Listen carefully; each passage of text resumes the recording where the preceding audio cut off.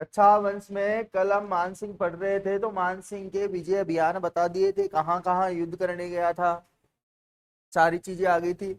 आज आगे बढ़ते हैं कि भाई मानसिंह के द्वारा पटना, पटना पड़ता है बिहार में।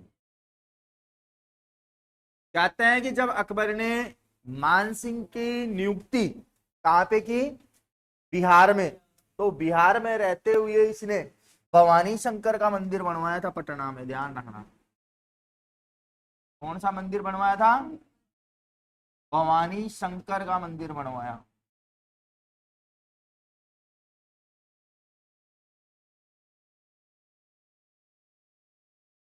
तो क्वेश्चन आ जाए, भवानी शंकर का मंदिर कहाँ पे है, तो पटना बिहार में। निर्माण किसने करवाया? इसके अलावा वृंदावन कहाँ पड़ता है? यूपी में। और वृंदावन यूपी में अपने यहाँ कौन सा मंदिर है भाई वो? प्रेम मंदिर यूपी में नहीं, यहाँ जयपुर में है ना, वो कौन से, गोविंद देव जी। तो ध्यान रखना, वृंदावन यूपी में गोविंद देव जी का मंदिर बनवाया था इन्होंने, गोविंद देव जी का मंदिर बनवाया। ध्यान रहेगी बात। भवानी शंकर मंदिर का निर्माण कहां पे करवाया? पटना बिहार में। और गोविंद देव जी का मंदिर कहां पे? वृंदावन उत्तर प्रदेश में। और एक मंदिर कहाँ है गोविंद देव जी का अपना? जयपुर में है। इसके अलावा मानसिंह कहाँ गया? फारस, पर्शिया जिसका पुराना नाम है। और आज इसी फारस पर्शिया को हम कहते हैं ईरान। क्या बोलते हैं? ईरान। कहते हैं जब फारस पर्शिया मानसिंह गया था तो वहां से मीनाकारी की कला साथ लेके आया था। कौन सी कला लाया? मीनाकारी कला भारत लाया। और भारत में ये कहाँ की प्रसिद्ध है मीनाकारी कला? जयपुर की ही प्रसिद्ध है। कहाँ की प्रसिद्ध है? जयपुर की प्रसिद्ध है। तो मीनाकारी की कला मानसिंह कहाँ से लाया? फारस, पर्शिया या ईरान। फारस से पहले इसको जाना जाता था पर्शिया के नाम से, और वर्तमान में इसे हम क्या कहते हैं? ईरान। और यहीं से मीनाकारी। इसके अलावा लाहौर गया था तो लाहौर से ब्लू पोट्री लेके आया था। लाहौर से ब्लू पोट्री लाया। और ब्लू पोट्री भी कहाँ की प्रसिद्ध है? जयपुर की। कहाँ की है? तो जहां गया वहां से कुछ ना कुछ लेके आया ये। पोट आते हैं ना जिनपे नीला और हरा रंग सबसे ज्यादा फेमस है चीनी मिट्टी के बर्तनों पे। किसके बर्तन होते हैं ये? चीनी मिट्टी के बर्तन। मानसिंह का कवि,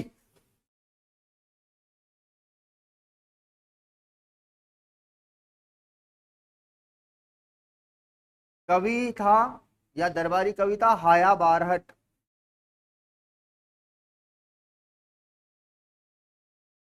कौन है?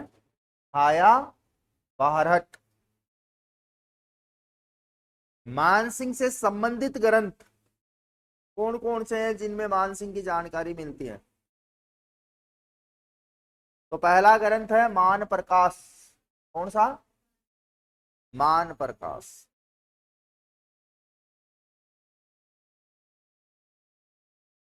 मान प्रकाश ग्रंथ लिखा था राय मुरारी ने। किसने लिखा?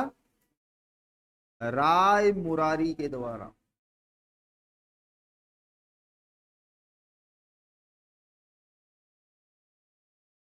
दूसरा ग्रंथ इससे संबंधित है, वो है मानसिंह कीर्ति मुक्तावली। मानसिंह कीर्ति मुक्तावली। और यह ग्रंथ लिखा था जगन्नाथ ने। किसने लिखा था? जगन्नाथ ने लिखा।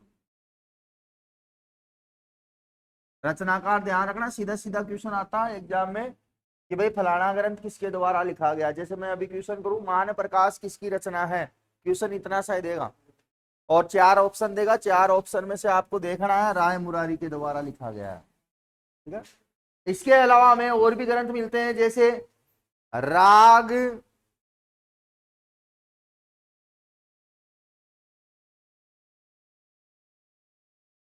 राग चांडे। कौन सा? राग चांडे। एक होता है राग मंजरी, राग मंजरी। एक है नर्तन निर्णय,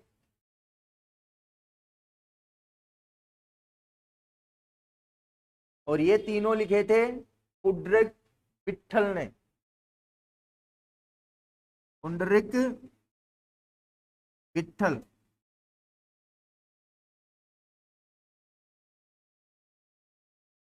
तीनों। यहां पे राग चांडे की जगह आप कर लेना चंद्रोदय। क्या कर लेना? चंद्रोदय कर लेना। राण। नंबर 4 पे चौथा मिलता है मानचित चरित्र मासो, मान चरित्र रासो।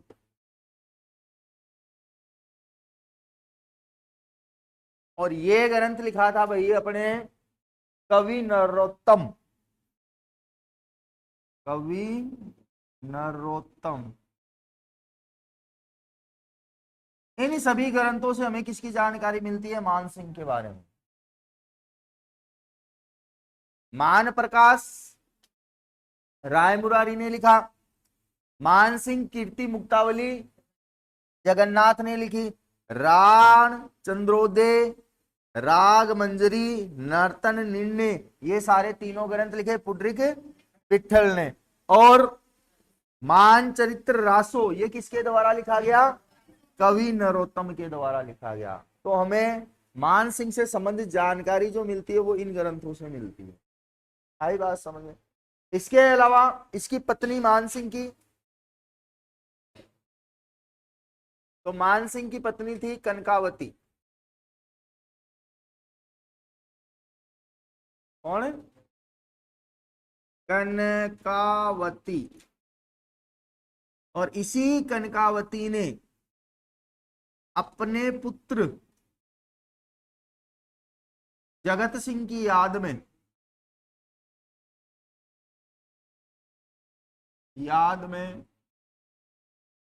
जगत शिरोमणि मंदिर बनवाया था। ध्यान रखना, जगत शिरोमणि मंदिर का निर्माण करवाया।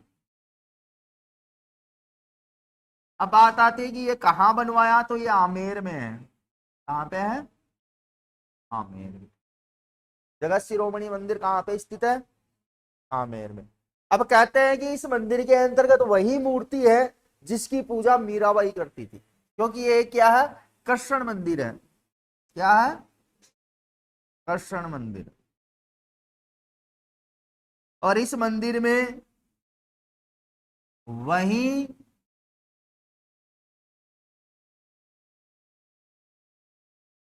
कृष्ण मूर्ति है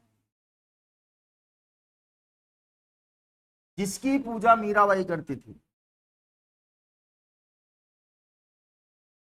जिसकी पूजा कौन? मीराबाई करती थी।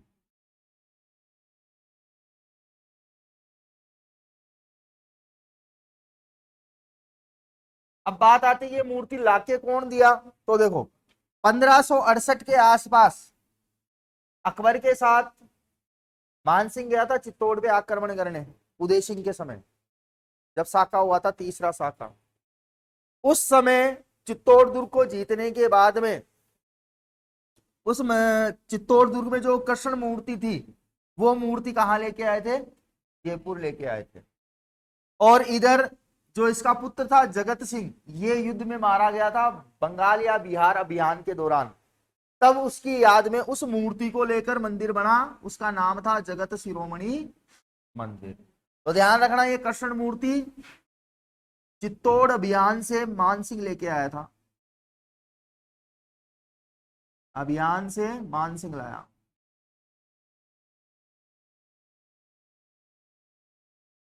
और जगत सिंह बिहार अभियान के दौरान मृत्यु हो गई थी, बिहार या बंगाल अभियान के दौरान।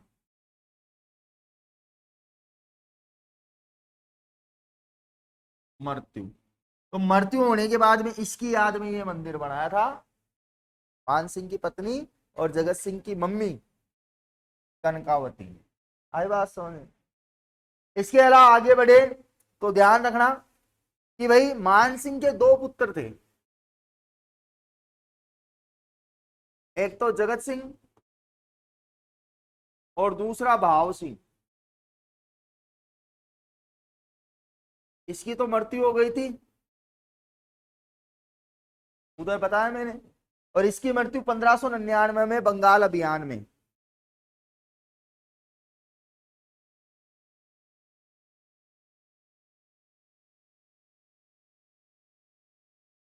अब बचा कौन?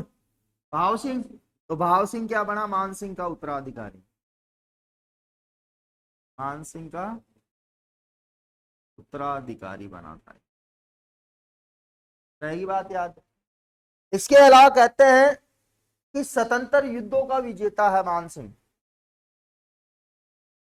मान सिंह को क्या माना गया है? पटवारी में क्वेश्चन आया था ये, युद्धों का विजेता। इस वाली पटवारी में नहीं, इससे पहले जो पटवारी एग्जाम लगी थी उसमें क्वेश्चन दिया था कि किस शासक को स्वतंत्र युद्धों का विजेता कहा गया है? तो मान सिंह। और एक चीज और पढ़ाई थी मैंने आपको मारवाड़ जब पढ़ा रहा था, 52 युद्धों का विजेता किसे कहा गया है? मालदेव को कहा गया। तो ऐसे क्वेश्चन याद रखना, क्योंकि बच्चे तुम कहते हो ना ऊपर ऊपर का, भैया ये ऊपर ऊपर का ही मैटर है, डीप तो जा ही नहीं रहे हम। 56 अलग अलग जितने युद्ध जीते हैं उस हिसाब से नाम मिले इनको। देखो इसी के समय समकालीन संत थे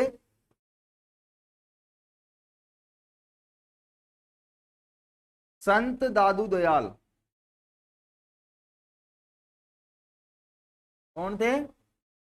संत दादू दयाल, जिनका जन्म तो गुजरात में हुआ, लेकिन इनका प्रमुख केंद्र बना जयपुर, नरेना जयपुर में है इनका प्रमुख केंद्र। ध्यान रखना, संत दादू दयाल के द्वारा ही दादू संप्रदाय की स्थापना की गई है।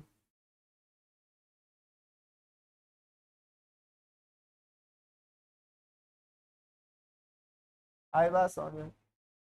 इसी दादू संप्रदाय का दूसरा नाम मिलता है ब्रह्म संप्रदाय।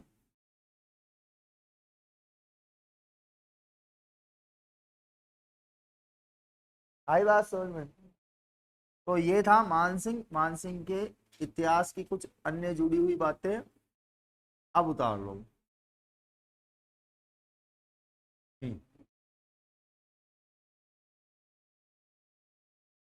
तो मानसिंह का उत्तराधिकारी कौन बना? उतार लिया गया सभी ने? उतारो तो उतारो। भाव सिंह कौन बना?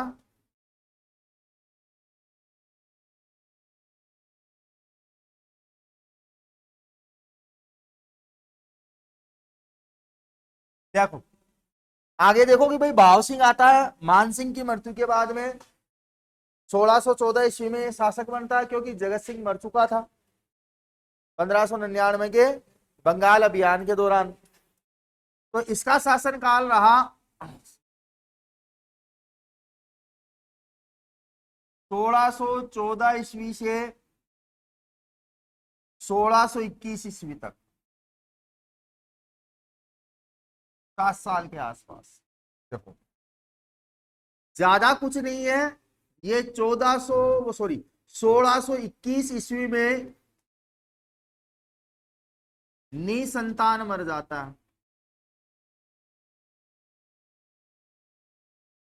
मतलब बे औलाद मर जाता है। अब बे औलाद मर गया तो अब शासक बनेगा कौन? तो ध्यान रखना, कर्म। इसका बड़ा भाई था जिसकी मृत्यु हो गई थी, जगत सिंह। कौन था? जगत सिंह। और इस जगत सिंह का पुत्र था महासिंह। कौन था? महासिंह। और इस महासिंह का भी एक पुत्र था,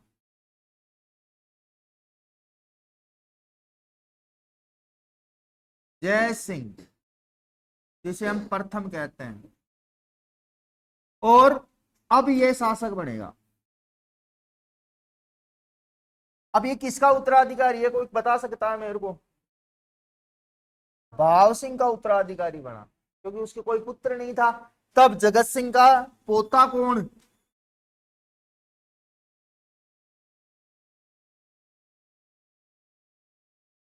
क्योंकि बड़े भाई की मृत्यु के बाद में उसका छोटा भाई जिंदा है, तो वो शासक बन सकता है। लेकिन उससे क्या, तभी तो मैंने कहा कि कुछ लोग ऐसे पढ़ाते हैं कि भाई मान सिंह के बाद में जय सिंह आया, लेकिन वो किस वजह से आया, किस कारण से आया, कौन था? अधिकतर तो ये कहते हैं मान सिंह का बेटा था, लेकिन मान सिंह का बेटा नहीं था जय सिंह। जय सिंह क्या था? उसके मान सिंह के पुत्र जगत सिंह के बेटे महासिंह का पुत्र था, और जगत सिंह का पोता और मान सिंह का सड़पोता, पड़पोता। मान सिंह का पड़पोता था ये। और डायरेक्ट पढ़ा देते हैं मान सिंह के बाद में, तो अब ये बीच की कहानी जो पता ही नहीं है बच्चों को। जैसे मैंने कहा क्वेश्चन आ जाए मान सिंह का उत्तराधिकारी कौन बना, तो सभी के दिमाग में आता है जय सिंह पढ़ाया गुरुजी ने तो जय सिंह करो, जबकि उत्तराधिकारी था कौन? ऐसे है वो कर्म। आई बात समझ में? तो आगे जो शासक आएगा वो कौन आएगा? जय सिंह। और जय सिंह प्रथम है ये। कौन है? जय सिंह प्रथम। देखो, जय सिंह प्रथम का जो शासन काल है वो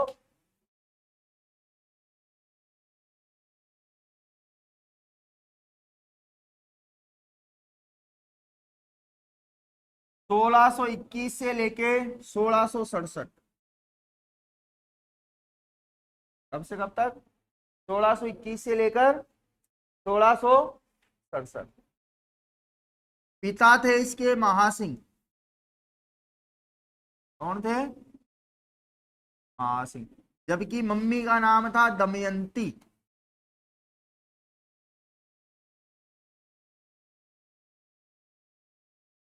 पिता महासिंह। और कहते हैं कि जब भाव सिंह की मृत्यु हुई उस समय ये मात्र 11 वर्ष का था, और 11 वर्ष की आयु में शासक बना।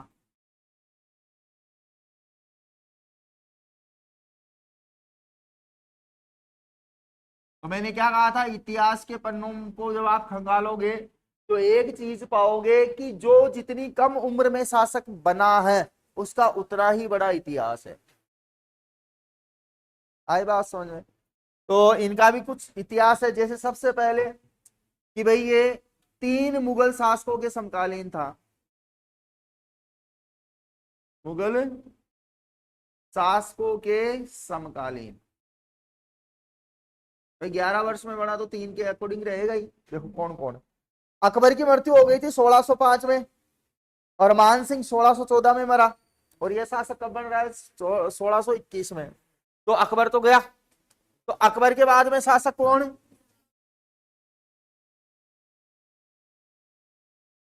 जहांगीर की मृत्यु के बाद,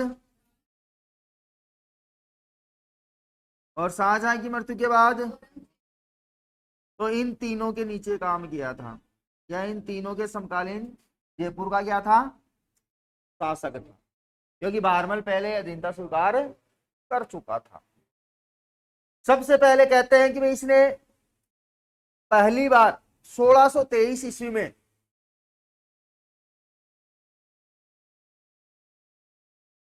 अहमदनगर अभियान पे गया, या गुजरात भी बोल सकते हैं। कौन से अभियान पे गया? अहमदनगर अभियान बोल दो या गुजरात अभियान, जो 1623 में गया था। और यहां पर मलिक अंबर को हराया। किसको हराया? मलिक अंबर को परास्त किया।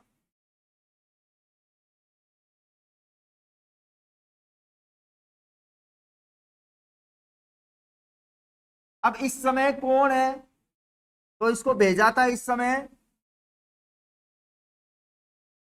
जहांगीर ने भेजा था। किसने भेजा?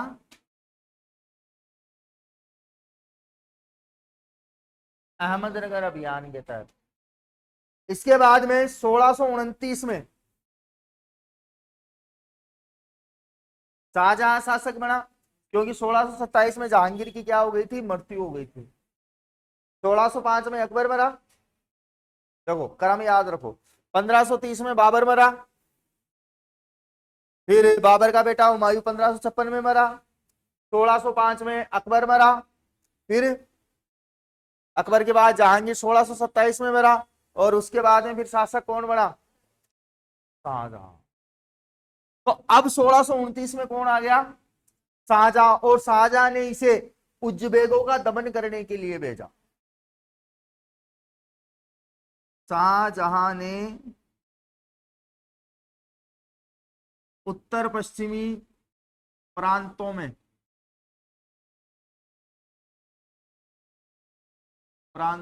उज्बेकों का दमन करने के लिए भेजा।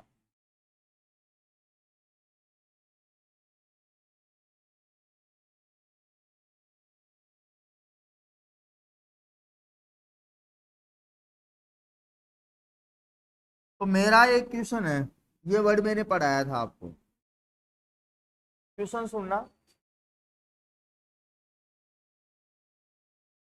उज्बेकों का दमन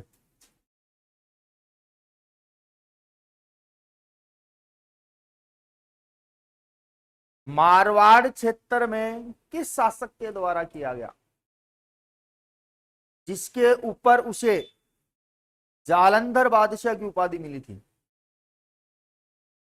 याद करो। वो तो खुद भटकता भटकता मरा था। जालंधर वो तो स्टार्टिंग में थी, बाद में उज्बेकों का दमन करने के कारण राजस्थान को बचाया था उसने उज्बेकों से। करण सिंह। कौन? करण सिंह को दी गई थी। करण सिंह। ठीक है। तो शाहजहां ने उत्तर पश्चिम प्रांतों में किसका दमन करने के लिए भेजा इसको? उज्बेकों का दमन करने के लिए भेजा। इसके बाद में 1630 में फिर से जहां शाहजहां ने थाने जहां लोधी का थाने जहां लोधी का दमन करने के लिए भेजा।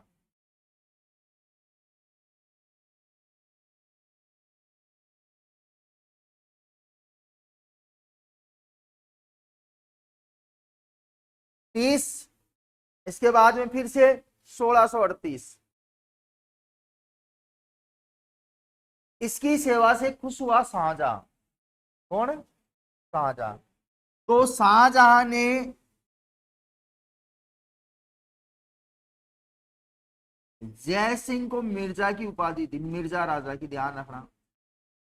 फर्स्ट मिर्जा राजा की उपाधि दी।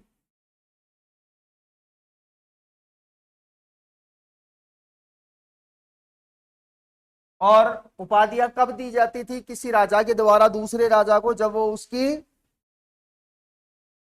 उसकी सेवा से खुश होता था। इसके अलावा 1657 में इसी के समय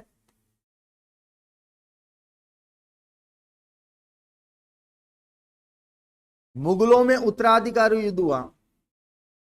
मुगलों में उत्तराधिकारी युद्ध हुआ।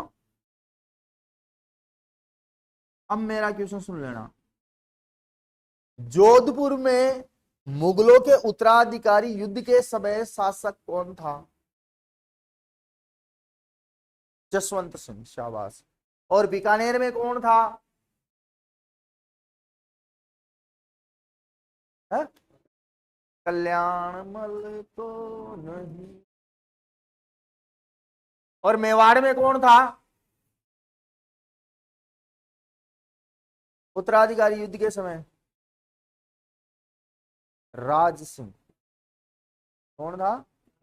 और जयपुर में कौन था उस समय? तो जय सिंह था। ध्यान रखना ये चीज, मैंने बता दिया क्वेश्चन कैसे पूछे जाते हैं। हर एक घटना के समय कौन सी रियासत में कौन शासक बैठा है, ध्यान होना जरूरी है। कुछ भी पूछ सकता है एग्जामिनर। तो ध्यान रखना, उत्तराधिकारी युद्ध में इसने दारा शिकोह का साथ दिया।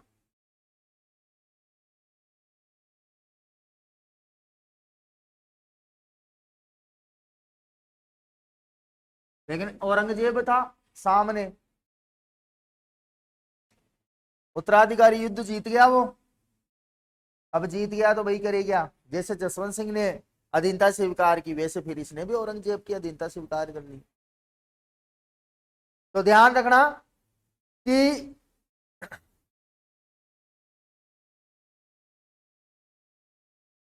बाद में 1659 में एक युद्ध हुआ।